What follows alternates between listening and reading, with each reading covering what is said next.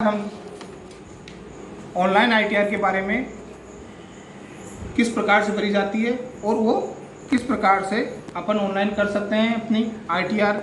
ये एक salary person की आईटीआर है, वो भर के आपको समझाया जाएगा कि आप किस प्रकार से आपकी खुद की ऑनलाइन आईटीआर भर सकते हो या अपने किसी साथी की भी ऑनलाइन आईटीआर भर सकते हो।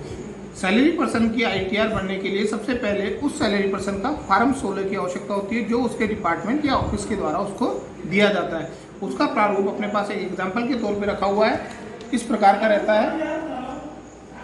ये चाहे तो आप ऑनलाइन 26 AS से भी निकाल सकते हैं, आपके ऑनलाइन देख सकते हैं। उसका प्रारूप अपने इस प्रकार से रहता है। इसमें जो भी उस कर्मचारी या अधिकारी को भत्ते या सैलरी के रूप में कुछ भी दिया हो उसका ब्यौरा रहता है, तथा उसके साथ साथ उसके अदर सोर्सेज को इनकम उससे प्राप्त की है तो उसका भी ब्यौरा इसमें रहता है। ये इस प्रकार से रहता है। अब हम ऑनलाइन आईटीआर के बारे में देखेंगे कि अपन किस प्रकार से ऑनलाइन आईटीआर भर सकते हैं। तो सबसे पहले स्क्रीन पे चलते हैं, कंप्यूटर स्क्रीन पे। सबसे पहले मैं गूगल पे खोल रहा हूँ। इसमें यह ध्यान रखना है अपन को कि जो भी आईटीआर भरी जाएगी वह ऑफिशियल साइट होनी चाहिए इनकम टैक्स डिपार्टमेंट की। तो ये देख के तो इस प्रकार से सबसे पहले अपन ई फाइलिंग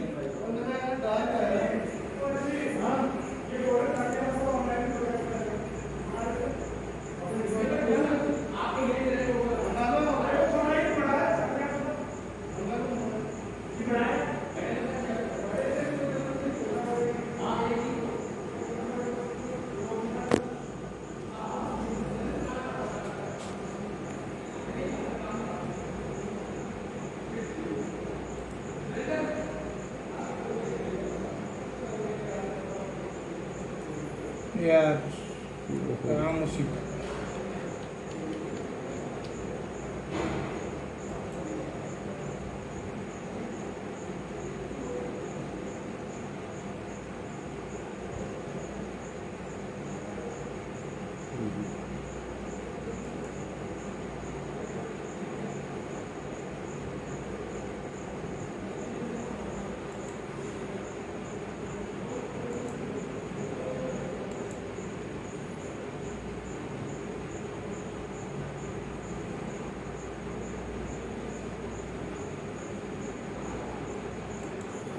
अगर कोई नया है जिसने पहले कभी ऑनलाइन आईटीआर नहीं भरी है तो वो न्यू टू ई फाइलिंग पे जाएगा, रजिस्टर योरसेल्फ करेगा। अगर किसी ने पहले आईटीआर भर रखी है खुद की ऑनलाइन इनकम टैक्स रिटर्न तो वो लॉगिन करेगा रजिस्टर यूज़र पे।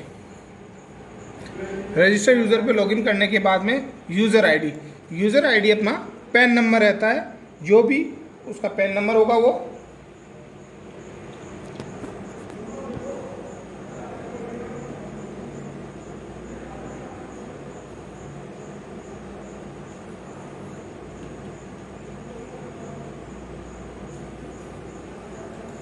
इसके बाद उसका पासवर्ड इस प्रकार का रहना चाहिए जिसमें एक स्मॉल लेटर, एक कैपिटल लेटर, एक न्यूमरिक और एक स्पेशल कैरेक्टर आ जाए, जिससे कि वो लॉगिन कर सके। पासवर्ड आप अपनी स्वेच्छा से कुछ भी रख सकते हैं।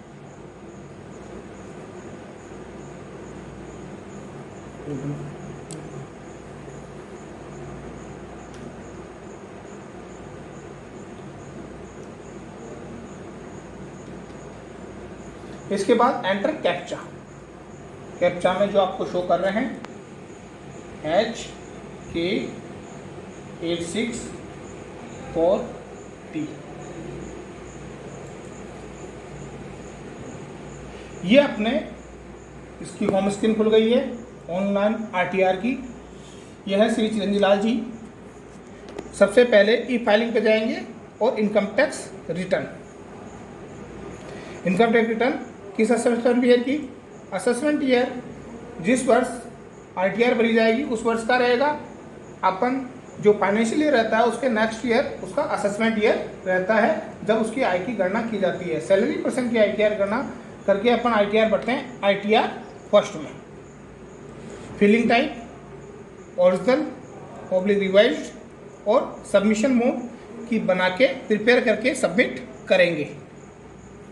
इसमें आपका जो अकाउंट है वो लास्ट ITR का अकाउंट आ रहा है, आप उसमें रिफंड चाहते हैं, उसको कंटिन्यू कर दीजिए।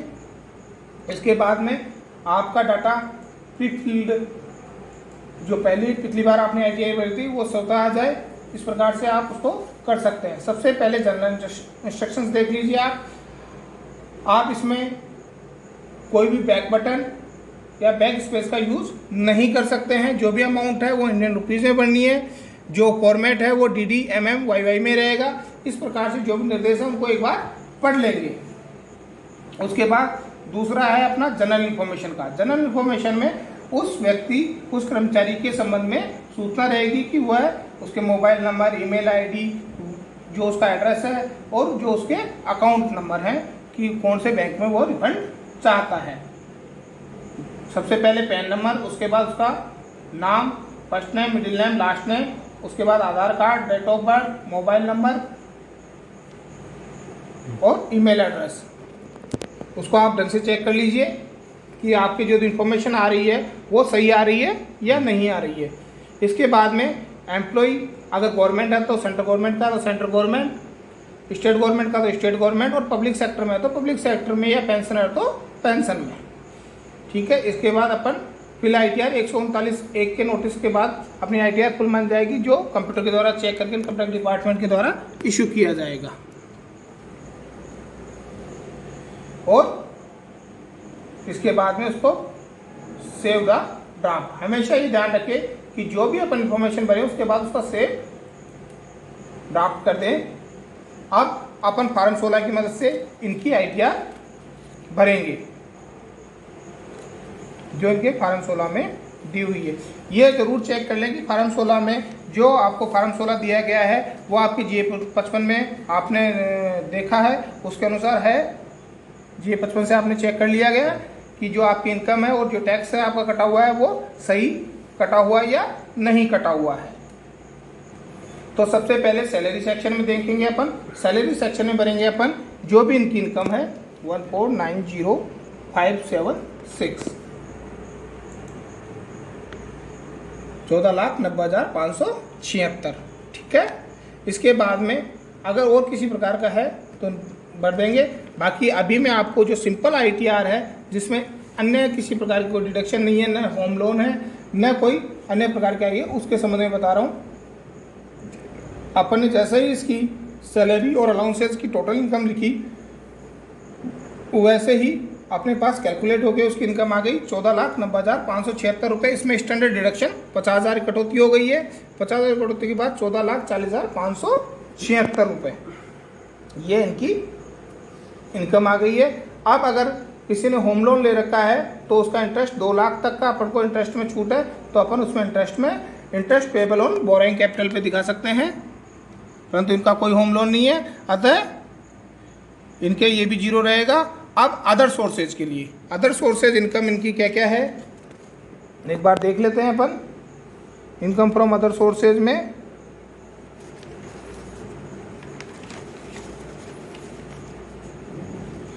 इनकी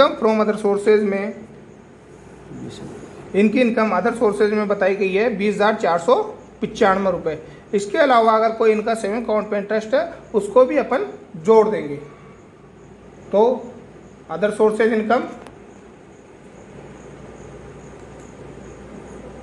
फ्रॉम अदर सोर्सेज है इनकी, सबसे पहले इनकी कॉलेज के द्वारा दी हुई अदर इनकम।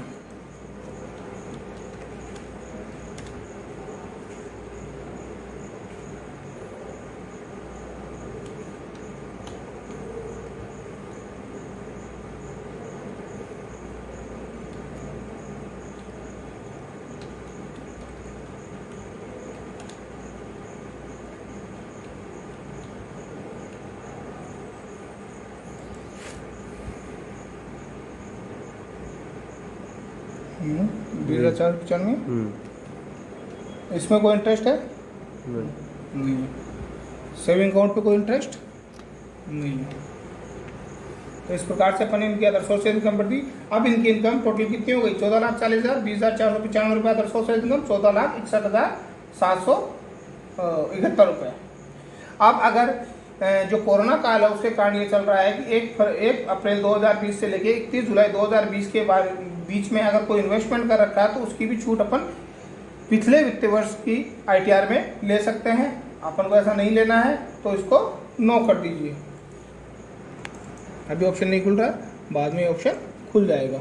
इसके बाद में इनकी किसी भी प्रकार के जो इन्होंने होम लोन या किसी प्रकार का कोई होम लोन पे प्रिंसिपल अमाउंट या किसी प्रकार को इन्वेस्टमेंट कर रखे हैं तो उनकी अमाउंट भर देंगे अपन 80C के अंदर जो इन्होंने इन्वेस्टमेंट कर रखे हैं। इनका इन्वेस्टमेंट है टोटल 2,19,188 रुपये, 2,19,188 रुपये, जिसकी अपन को मैक्सिमम छूट 1.5 लाख रुपए की मिल जाएगी। ये कटौती अपन को 1.5 लाख रुपए तक की ही मिलती है।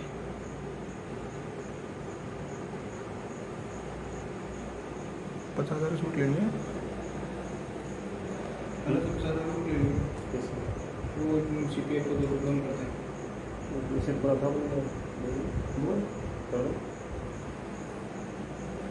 और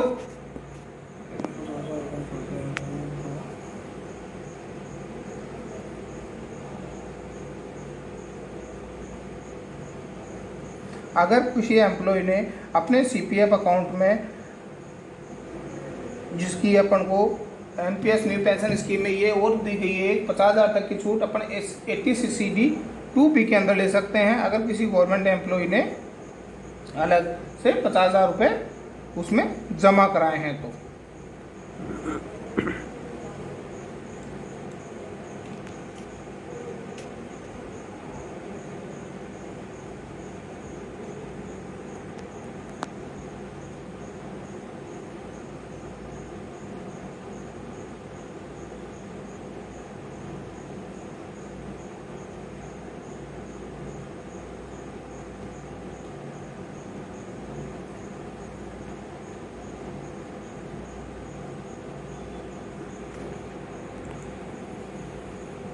इसके अलावा एम्प्लॉयर के द्वारा आपके पेंशन अकाउंट में कोई दिया गया contribution pension fund of central government pension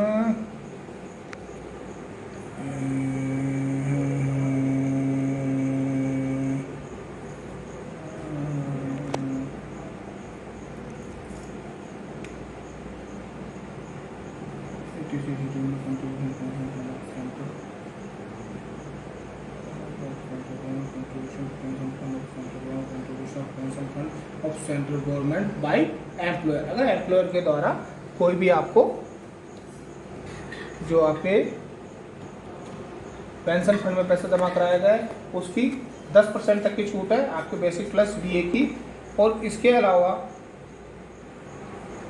1B के अंतर्गत अपन 50,000 तक की और छूट ले सकते हैं कि आपने कंट्रीब्यूशन किया है सेंट्रल गवर्नमेंट के प्रोविडेंट फंड में। तो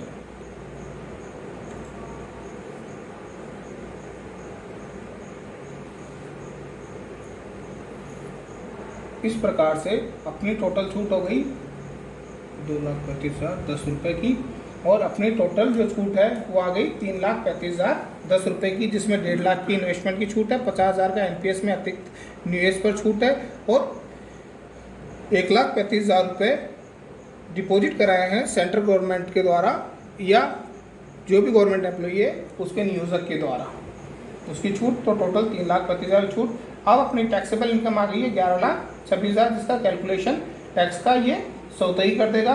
अपना टोटल टैक्स होता है 1,56,331 रुपये। इसके अलावा इनके 516 में और कुछ नहीं है।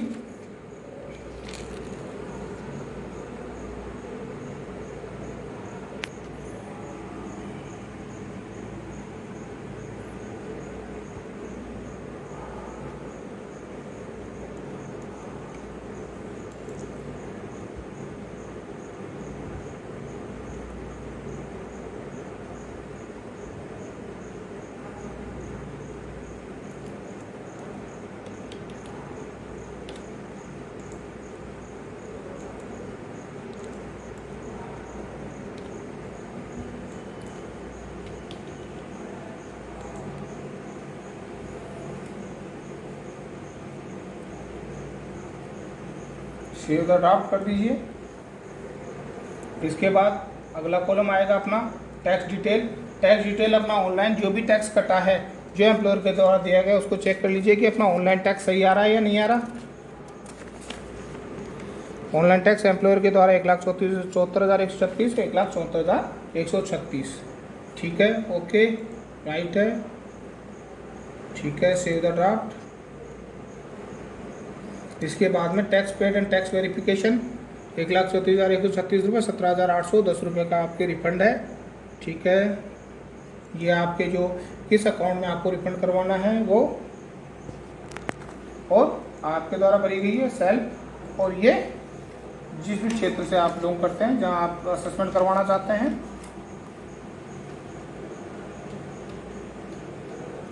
तो और इसको आप किस प्रकार से वेरीफाई करवाएंगे, आधार कार्ड के थ्रू ही वेरीफाई करवाएंगे। इसके बाद शेड्यूल DI कि आपने इस वित्तीय वर्ष में कोई ऐसा इन्वेस्टमेंट किया हो जो 1 अप्रैल 2020 से लेकर 31/7/2020 के रूप में हुआ हो। ऐसा इन्वेस्टमेंट अपन ने कुछ नहीं किया है, ना अपन चाहते हैं कि उस इन्वेस्टमेंट की छूट अपन इस वर्ष में ले। इसके अलावा आपके घर में कोई सीनियर सिटीजन है या कोई है, उनके लिए आपने कोई मेडिक्लेम पॉलिसी या किसी प्रकार की कोई पॉलिसी ले रखी है, उसकी छूट चाहते हैं तो उसको भी अपन को नो करना है। इसके अलावा आपने कोई भी ऐसी संस्था जो नेशनल रजिस्टर्ड है उनमें कोई डोनेशन किया है तो कुछ में 100% का डिडक्शन रहता है और कुछ में 50% का टोटल डिडक्शन रहता है। तो इस प्रकार से अगर आपने किया है तो उसमें कर देंगे, नहीं तो जैसा है नील वैसा का वैसे छोड़ देंगे।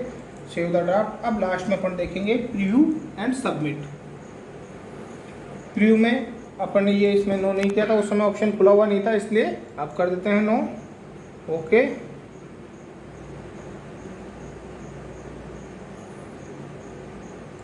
आप प्रीव्यू एंड सबमिट। अब आपको एक बार वह दिखाएगा कि आपकी ITR किस प्रकार से भरी हुई है। उसमें अगर कोई कमी है तो आप एक बार दोबारा देख सकते हैं। अगर सबमिट हो गई तो उसके बाद आप ITR में सिर्फ रिवाइज ITR ही भर सकते हैं।